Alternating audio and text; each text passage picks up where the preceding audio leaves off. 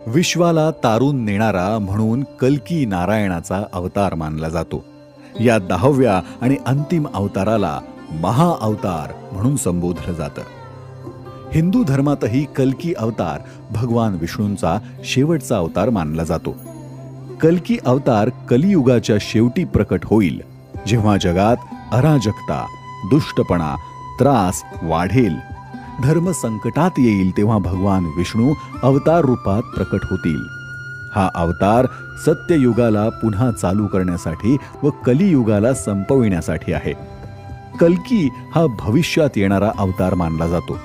पुराणानुसार कलियुगात पाप वाढल्यावर, पापाने परिसीमा गाठल्यावर दुष्टांचा संहार करण्याकरिता भगवान श्री विष्णू हा अवतार घेतील.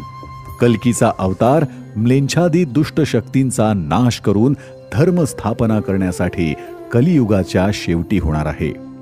कल्की हा अवतार कलियुग व सतयुगाच्या संधिकालात होईल. सर्वप्रथम महाप्रलय येऊन कलियुगाच्या अंतानंतर सतयुग सुरू होईल. कलियुगात अंधार व अधर्म नष्ट करण्यासाठी, अशांत जगाला शांती देण्यासाठी हा कल्की अवतार घेईल.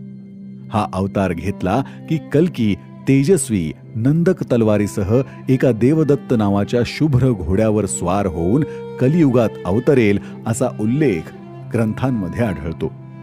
हिंदू धर्मानुसार कलियुगाचा शेवट काळ असून पापी अधर्माचा नाश करत देवदत्त नावाच्या शुभ्र घोड्यावर स्वार होऊन कल्की येईल. शीख धर्मग्रंथातील शीख गुरु गोविंद सिंग यांनी दशम ग्रंथामध्ये लिहिलं आहे की देव भविष्यात निहाकलंकी अवतार असेल. कलियुगात कल्की सर्व पापी, अधर्मी, दुष्ट लोक व अराजक माजविणाऱ्या राजांचा विनाश करेल. हिंदू धर्मातील कालगणनेनुसार काळ हा 4 युगात विभागलेला आहे. पहिला काळ सतयुगाचा, दुसरा काळ त्रेतायुगाचा, तिसरा काळ द्वापार युगाचा आणि चौथा काळ म्हणजे कलियुगाचा. कलियुगाचा कालावधी 4,32,000 वर्षांचा आहे. विद्वानांच्या संशोधनानुसार इसवी सन पूर्व 3102 या वर्षी हे कलियुग सुरू झालं. डार्विनने मांडलेला उत्क्रांती सिद्धांतही पुराणातील अवतारांशीच संबंधित आहे. आज आपल्याला या अवतारांविषयी पण माहिती असणं आवश्यक आहे. सर्वप्रथम जीव पाण्यातून जन्मला. भगवंतांचा प्रथम अवतार हा पाण्यात राहणारा मत्स्य अवतार आहे. हा जलचर आहे. त्यानंतर प्लवक शैवाल अशा छोट्या वनस्पती निर्माण झाल्या. प्लवक शैवाल खाणारा उभयचर प्राणी कासव कूर्मावतारात आहे. पृथ्वीवर डोंगर, वने निर्माण होण्यापूर्वी सर्वत्र चिखल असायचा. चिखलात राहणारा भूचर प्राणी डुक्कर हा वराह अवतार. त्यानंतर विचित्र दिसणारे अर्धा प्राणी व अर्धा मानव सदृश दिसणारा प्राणी हा नरसिंहाचा अवतार मानला जातो. काळ पुढे सरकू लागला तशी जीवसृष्टी प्रगत होऊ लागली. वानरांच्या काही प्रजाती नांदू लागल्या. बुटके पिग्मी पृथ्वीवर नांदू लागले. वामन अवतार हा 5वा अवतार मानला जाऊ लागला. मानव सदृश्य वनमानव जो थोडीफार शस्त्रे जाणीत होता, ते सुद्धा फेकून मारण्यासारखी शस्त्रे नव्हे तर काठी, दांडके, कुऱ्हाडी अशी. हातात कुऱ्हाडीसारखे शस्त्र घेऊन फिरणारा परशुराम हा 6वा अवतार.